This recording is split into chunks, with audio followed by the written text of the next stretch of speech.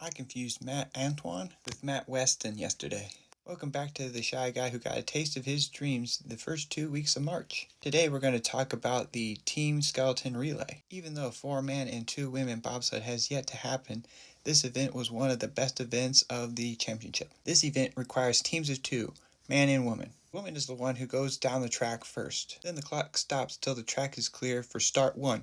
Force of habit. Then the guy goes down the track. There are many things that make this event exciting. One of those is that this track then has these traffic lights that signal the athlete to go. This event included 17 teams from 10 countries. 7 of those countries had 2 teams, and those countries are Sweden, USA, Austria, Italy, Germany, Great Britain, and China.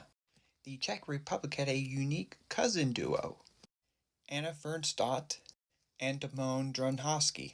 I believe in one World Cup event there was a brother and sister duo. Another entertaining feature was after each run, the duos had a sense of choreography. Accompanying Martin Haven for commentary was skeleton athlete Nick Tucker.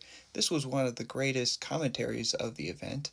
I liked what they had to say about Lake Placid, and yes, IBSF should find a way to bring back the general relay that they had years ago. The event wouldn't be complete without the return of the Axel Young fan base and the Austin Florian fan base. The event was voice-crackingly loud. There was one point where my phone rang. My parents, who I didn't know were watching the IBSF coverage, were trying to figure out where I was, but I couldn't hear them. I kept saying, "I'm at the finish line." They were like, "Yes, but where?" I was right there.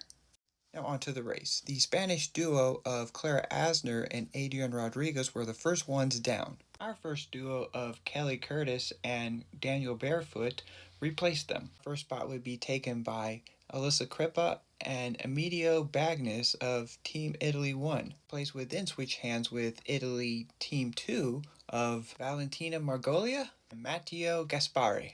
Way back when I was discussing the USA roster for the World Championship, I made the mistake of saying that a Dan Barefoot and Mystic Rowe would be great for medal contention.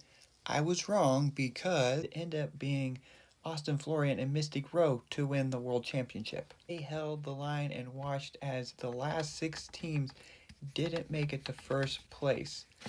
Austin Florian was everybody because he was constantly getting super excited, and Mystic Rowe was super reserved during the whole ordeal. But when it was solidified that they won the World Championship trophy, the place erupted. It was crazy.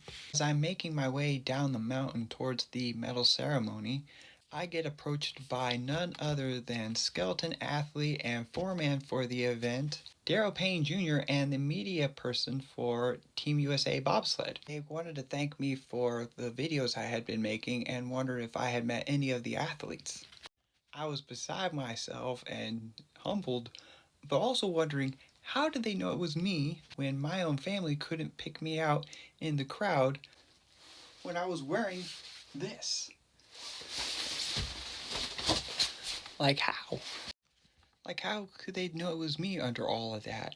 And to know that they saw my videos, how did they know it was me? I, of course, felt like I had messed up conversationally because I had been taught since working for Centerplate and currently working for Orta that I'm here to serve, not to be served, especially when it came to athletes. Yeah, I felt like I fumbled that. And then after meeting them, I cried for some reason. I don't know what it was. I had a good 5-minute sob. Enough of that. It was time for the medal ceremony. USA won the trophy.